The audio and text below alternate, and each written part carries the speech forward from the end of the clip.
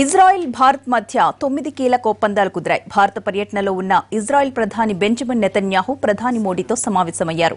రెండు దేశాలు సంయుక్త పెట్టుబడులతో పాటు రక్షణ, విద్యుత్ పునరుత్పాదక ప్రాజెక్టులపై ఒప్పందాలు చేసుకున్నాయి. ఇప్పుడు ఆ లైవ్ చూద్దాం.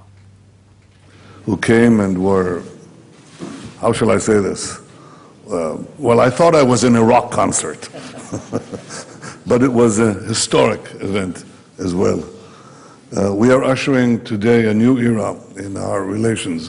We've had diplomatic relations for 25 years, but something different is happening now because of your leadership and because of our partnership.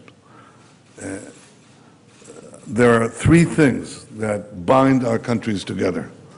The first is that we have an ancient past. The second is that we have a vibrant present. And the third is that we are seizing together a promising future. We are proud of our past, our rich histories, our people's contributions to human civilization, in language and literature, in mathematics and medicine, in philosophy and faith. The greatest texts that human beings produced are in Sanskrit and in Hebrew. None greater and none more enduring. And we never forget this. More recently, you mentioned just a century ago, brave Indian soldiers played a vital role in the liberation of the state of Israel and the land of Israel. This led to our independence.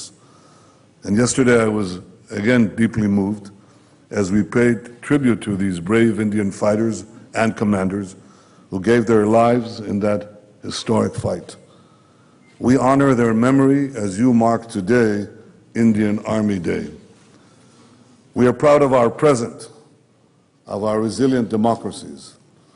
Our people are free to say what they want, do what they want, believe what they want. And these values and our diversity are not a source of our weakness, but the source of our strength. Evidence of this abounds in India, where you hear a symphony of dozens of languages and dialects, and where Jews, and you mentioned this yesterday, Prime Minister, you mentioned the fact that makes India stand out in the community of nations, because over 2,000 years, the Jews of India have never experienced anti-Semitism as our people experience in so many other lands. This is a tribute to your civilization, to your tolerance, to your humanity.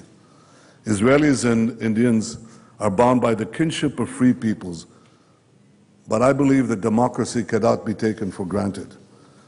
Despite the doubts, despite the challenges, India and Israel are living proof, not only that democracy works, but they demonstrate something deeper, the intrinsic value of freedom, which I believe is the intrinsic value of life. Citizens thrive. Ultimately, it is the free citizens who thrive because they are free and when they are free. Finally, we are proud that we are seizing the future so we can make a better life for our peoples and for others around the world. Our commitment to do so is reflected in the manifold agreements that we signed today, in cyber and aviation and energy, even in cinema. My wife and I are very happy that we're going to Bollywood. We like to see it firsthand, and so many other areas. Israel is a fountainhead of innovation. It's a global force of technology. India abounds with creativity, with ingenuity, with scientists, with mathematicians,